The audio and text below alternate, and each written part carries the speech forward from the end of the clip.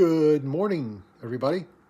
So, I subscribe to Apple TV, and I finally decided to start watching their series based on the Foundation novels. So I figured might as well talk about the Foundation novels this week. If you want my review of the series on Apple TV, it's okay. I mean, uh, it's not their best series, but one thing I've discovered about Apple TV is that basically you can go to any series on Apple TV and it's going to be at least okay. So, you know, that's my review of the series. It's not the greatest thing since sliced bread. It's not Pluribus or Widow's Bay, but it's also highly watchable and fun. So, anyway, the books though are considered some of the foundational pieces of science fiction. They were actually the very first books, well, among the very first books to take the idea of a galactic empire seriously and try to actually, discuss that. The series that I'm going to consider the Foundation series are a series of three books. There's actually three other books in it. Some other time we might touch upon them, but the ones that are the core are Foundation, Foundation and Empire, and Second Foundation. They're all written by Isaac Asimov, and they're actually made up of 6 novellas, each book having 2 novellas in it. And it's basically because they were collected as books after they were published in some of the pulp magazines. Like, I think they were in Amazing Science Fiction or something like that. I don't quote me, but they were published in magazines before they were collected in the books, and so you get 2 novellas per book. So what is the overarching plot? Well, here's a big breath. A galactic empire exists. This empire stretches throughout the entire Milky Way galaxy. Oddly, there are no aliens in it. There's just humans.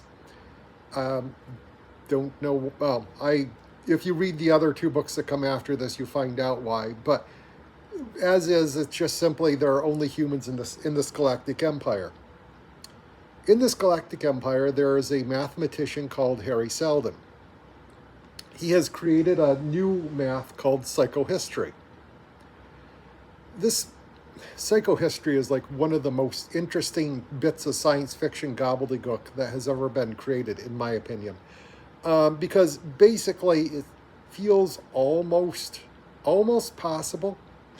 It treats large groups of people with the same math that we would use to determine the movements of a gas. So you can't really determine, what's going to happen with a single molecule of a gas cloud. But you can apply math to it to figure out exactly how the overall cloud is going to react. The same way with people. And with a galactic empire and trillions upon trillions upon trillions of people, you can actually apply this math to it to figure out what's going to happen in the future. But you can't use that math to determine how a single person will act. Remember that.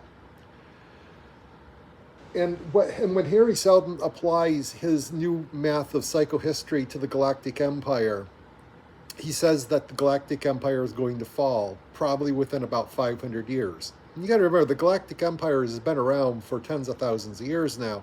Everybody looks at him like he's crazy.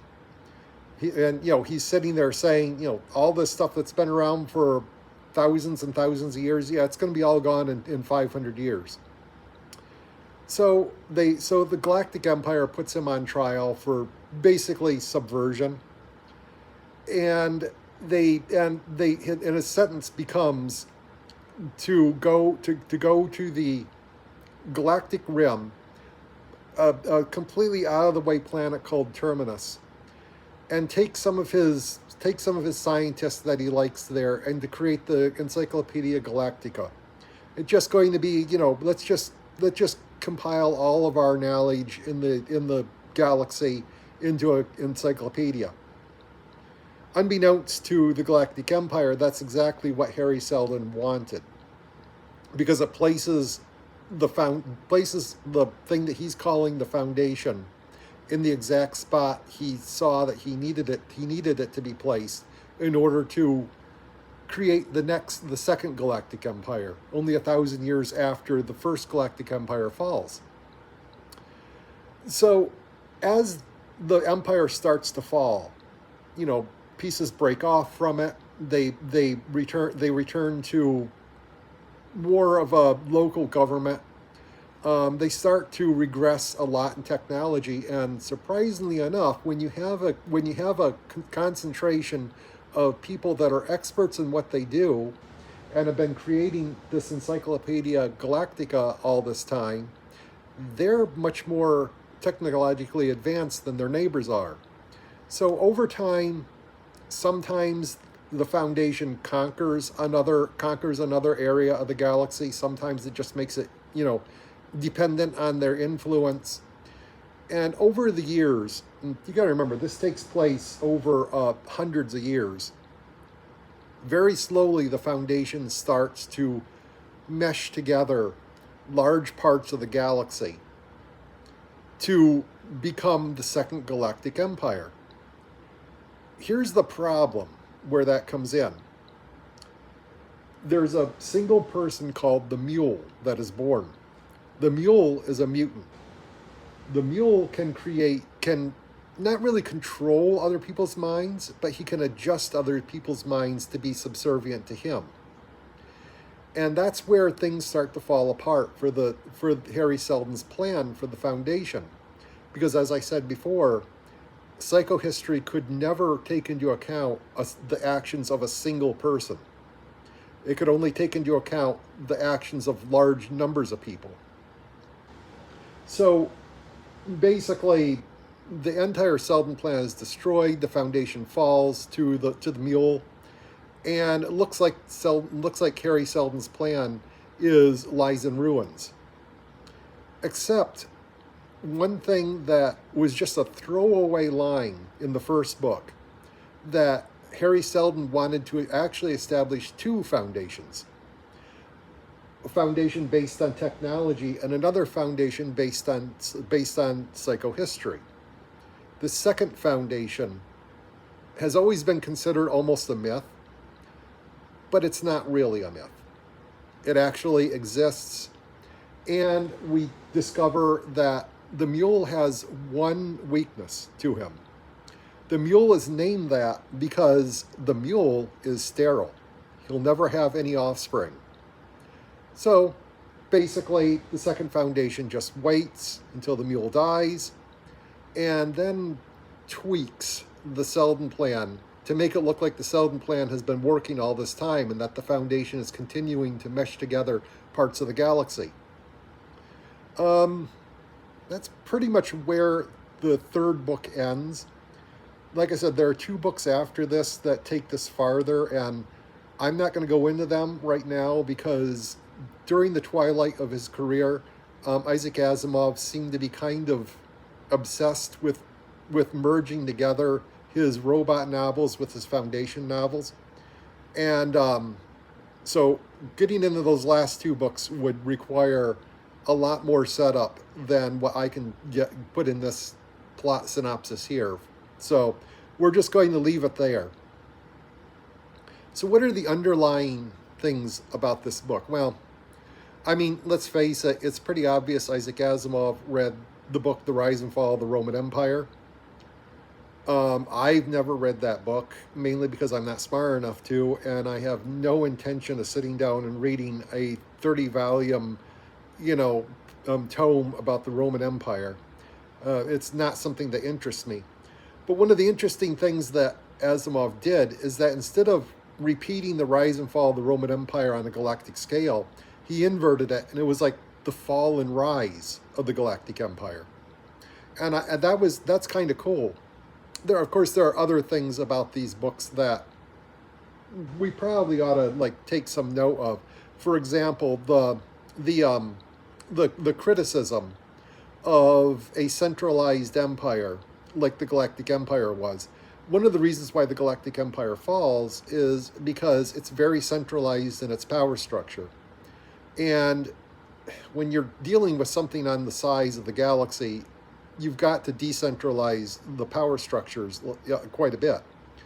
And, it's just something interesting to think about. And of course, like I said, psychohistory is something that any science fiction fan ought to, heavily look into. Just because, like I said, it sounds almost possible. I'm not good enough at math to tell you whether or not it's at all possible, but I'm going to assume it's not possible with just the population of a couple billion people on a single planet. You'd need a lot more than that. But it just seems close to being possible. So should you read these books? Oh yes. Oh yes, yes. Isaac Asimov, I should warn you, he does not have the world's most exciting writing style. His books are basically talkathons. And I mean, I like that. Some people don't. If you're looking for great amounts of action, you're not going to find them. But his characters all have different ideas, and they're really just an exchange of ideas a lot of the time. But honestly, the Foundation series is one of Isaac Asimov's best written pieces of work. I would also argue that his robot novels are also really well written. Sometimes Isaac Asimov can be a bit dry and just want to talk about his ideas rather than actually write well, but in these ones he did a really good writing thing. Like I said, there are other books after Second Foundation, and they're worth reading, definitely. But like I said, I can't get into that right now just because I'd have to introduce the whole concept of the robot novels and the rise of the first Galactic Empire, and why there are no robots in the Foundation series. There's a good reason for that. But definitely pick these books up, read them. They're well worth reading. I have no idea how many decades old now, but they're still worth reading, and they're a lot of fun to read. If you want, watch the Apple TV series. I would suggest reading the books rather than watching the series, but either way, you won't be totally unhappy. Anyway, that's my review of the Foundation series. Keep reading, be kind, stay weird. Talk to you next week. Bye-bye.